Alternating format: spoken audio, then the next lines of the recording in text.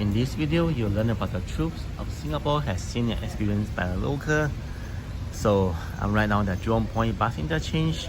It's already like close to 11 p.m. on a Sunday night.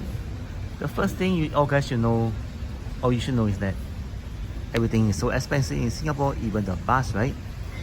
It can cost up to 2 Singapore dollars per trip, and then for MRT it can cost $2.50 depending on the distance as well. Secondly, there are lots of foreigners coming to study, work and live and maybe retire in Singapore over the past 10 to 20 years.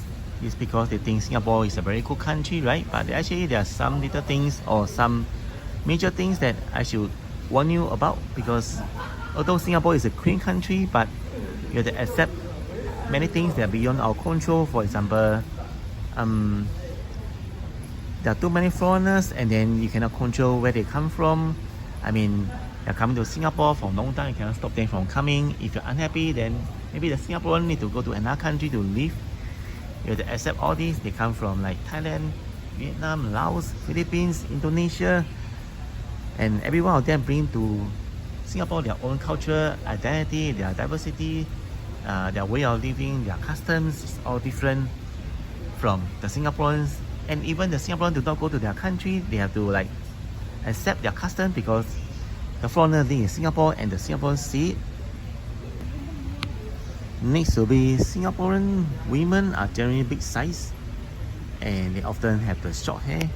And then in Singapore there's a kiasu symptom where you run after the bus because you do not want to spend time to wait for the next bus. And this goes to the same for taking the MRT, public transport, subway and other stuff that they feel that's important. So do not be surprised if you see someone in Singapore running, even an auntie over 60 years old. They are running like shuttle run, like 2.4 kilometers IPPT. They want to go the gold medal. It's just common, but we pray for their safety. They also complains about foreigners taking and competing for the jobs of Singaporeans, so that if the foreigners come to Singapore, one more foreigner equal to one less job for Singaporeans. This is not 100% true because it depends on the nature of the job, right? For example, if they work in the construction industry like a Bangla worker, then Singaporeans ask themselves how many of the Singaporeans are willing to work under the hard conditions like under the sun, rain and the shine, and then accept the lower pay, much lower pay of less than $1,000 every single month. This is not like something that a Singaporean want to do, right? Singapore have high expectation of the salary and many other things, but then there's a secret I'll tell you later. Thirdly, many foreigners, they come to Singapore to travel and then they get somewhat disappointed after traveling for a few days because they find that most of the tourist attractions they look or feel the same, and then there are also limited number of tourist attractions that they can complete, finishing touring Singapore in just 3 or 4 days or 5 days or even in 2 trips. If they come like more than 2 trips, right? 5 trips, 6 trips over a few years, they will still feel like there's nothing really much new to them. As you know, like number of tourist attractions in Singapore, the new one, they do not open every single year. So you're back to the Orchard Road, VivoCity, the zoo, the Mandai Night Safari, Chinatown, Bugis, City Hall, Raffles Place, and then the Kallang area, all these, and then all the malls in the north side, the North Point, we have the Causeway Point, and then Marina Bay Sands. All these, the foreigners actually will feel bored.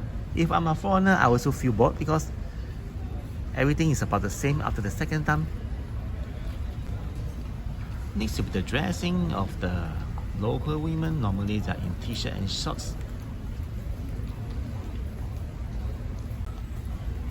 Unless they are going to work, then they wear long pants or something. But if they are going around their neighborhood, then more than 90% they'll just wear t-shirt and shorts and sandal flip-flops.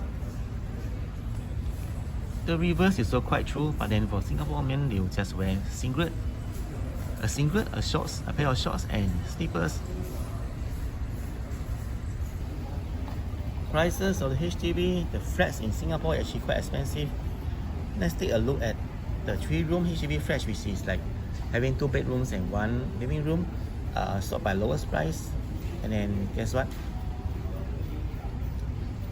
300,000 at Mustang Drive, built in 1975. That is like 50 years ago. And guess what? After 99 years from the time of 1975, the value of the flat become zero.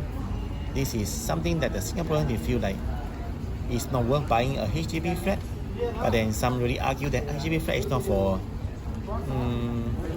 increasing the value, asset value too much, but rather for a place for staying.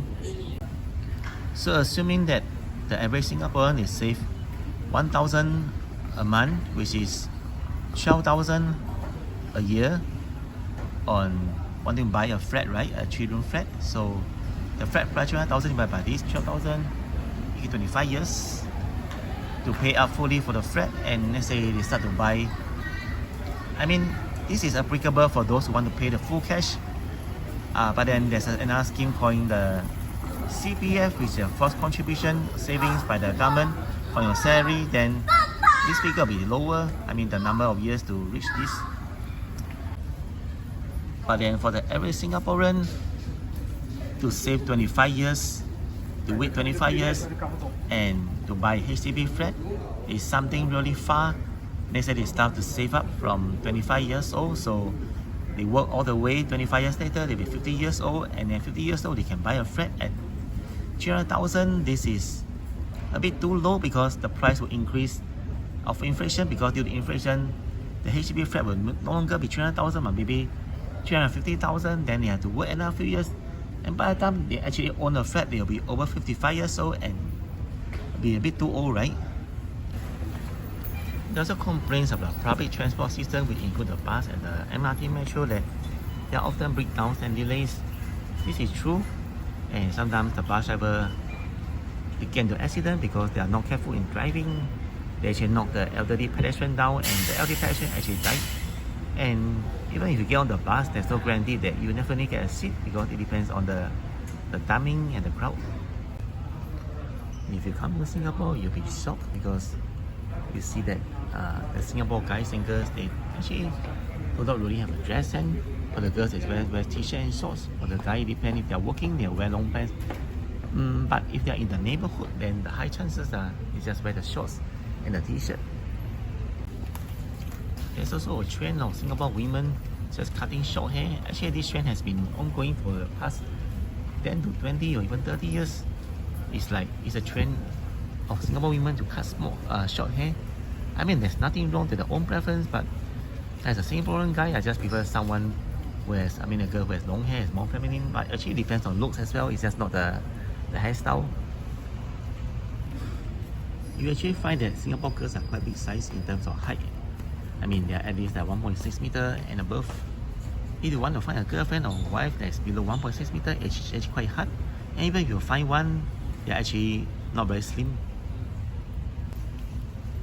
If you enjoyed the video so far, subscribe and give a like so that more people can find the video. Thanks very much.